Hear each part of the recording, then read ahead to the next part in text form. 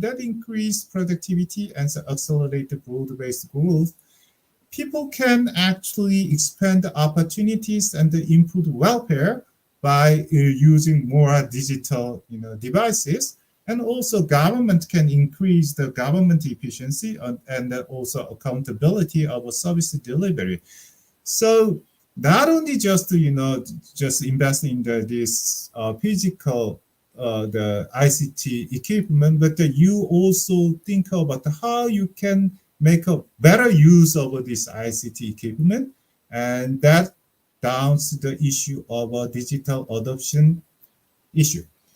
So this is again this APO members, and you can see that there are some countries, so high income countries usually have a higher actually rate of digital adoption. But at the same time, if you look at this government, which is Blue Diamond, so there are not much difference in this adoption rate in terms of a government, but the key difference is actually businesses and the people.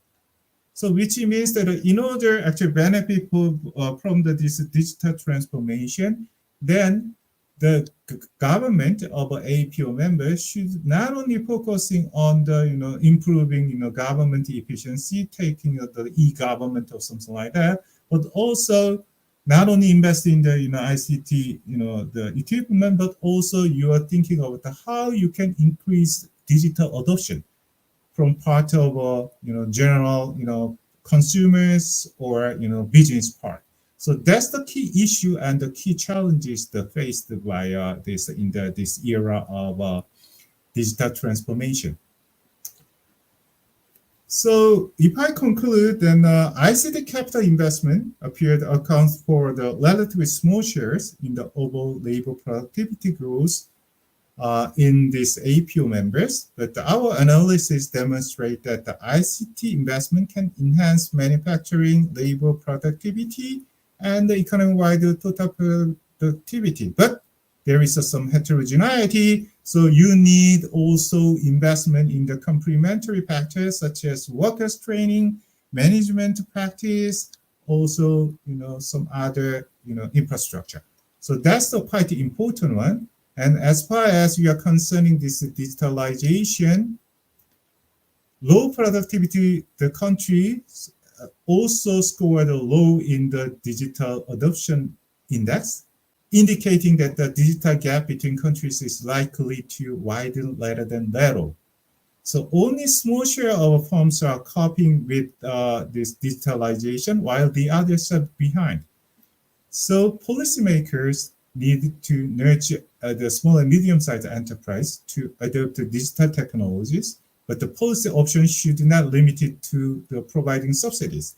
They need to actually improve effectiveness of existing policy, as well as promoting public awareness and utilizing market competition force.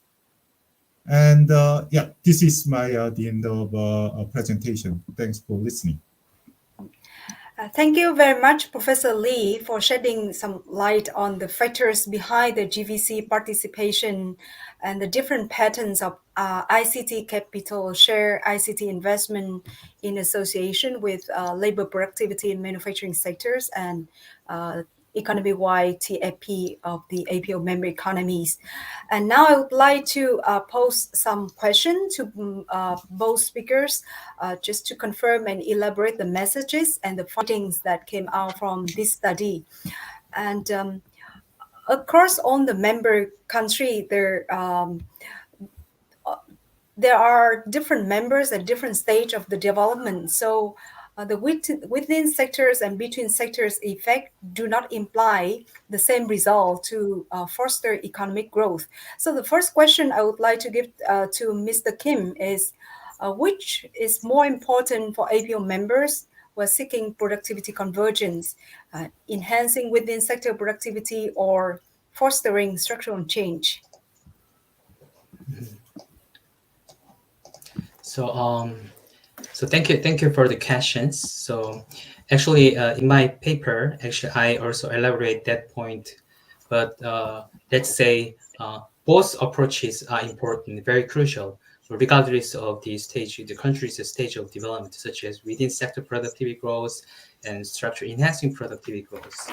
But taking carefully into considerations their industrialization level, so different approaches would be more appropriate. So, for instance, first, as for the high-income countries or industrialized countries such as Japan and the Republic of Korea that had already underwent the industrialization process. So within sector productivity growth may be more crucial or important by investing in R&D activities that can create higher value added within manufacturing industries.